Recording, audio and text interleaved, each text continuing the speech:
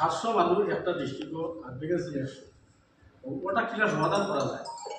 ওটা আমার ভাই ইউআই তো স্টেট কমিটি আছে তাই পরামর্শ দিই কেন তিনটা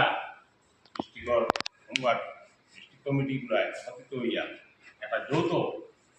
একটা বরাবলি কমিটি গঠন করা হয়েছে। যেহেতু আমরা প্রত্যেকটা ডিস্ট্রিক্টর বিভিন্ন ক্ষেত্রে দাবি দেওয়া লাগিয়া গভর্নমেন্টের তরফ থেকে একটা শক্তিমূলক একটা কমিটি গঠন করা হয়েছে। এতে এই কমিটি গঠন করার পরে আজকে আমাদের কমিটি যে একটা ডিসিশন লইছে সিদ্ধান্ত লইছে যে প্রত্যেক ডিস্ট্রিক্ট কমিটির উপরে তার দায়িত্ব দিছে যে আগামী 6 আগস্টের ভিতরে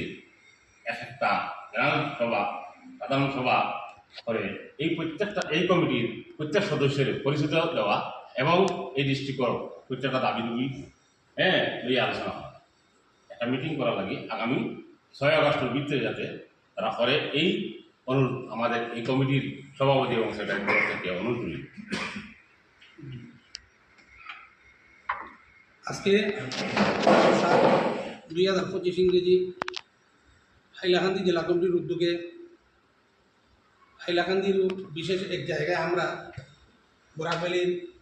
3 জেলা শিলচর করিমগঞ্জ এবং হাইলাকান্দির 3 জেলা কমিটির প্রত্যেক সদস্য উপস্থিত হইয়া আমাদের হোমগার্ডের বিভিন্ন সমস্যা নিয়ে আলোচনা করা হয় এবং এই সমস্যা থেকে আমরা অব্যাহতি পাওয়ার জন্য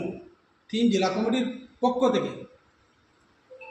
সদস্য মনোনীত করে 29 সদস্য বিশিষ্ট একটি শক্তিশালী কমিটি গঠন করা হয় এবং ওই কমিটির সদস্য হিসাবে আমি বোরাকভ্যালির 3 জেলা কমিটির প্রেসিডেন্ট এবং সেক্রেটারি মহাশয়ের নিকট বিনম্রভাবে অনুরোধ জানাইতেছি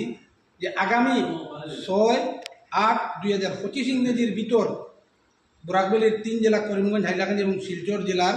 প্রত্যেক জেলা কমিটি যাহাতে একটি জেনারেল মিটিং আহ্বান করেন। ওই জেনারেল মিটিংয়ে আমরা অধ্যকার যে বোরাকভ্যালি যৌথ হোমগার্ড কমিটি যেটা ওই প্রত্যেক সদস্য উপস্থিত থাকিয়া প্রত্যেক জেলার আমরা হোমগার্ডের সমস্যা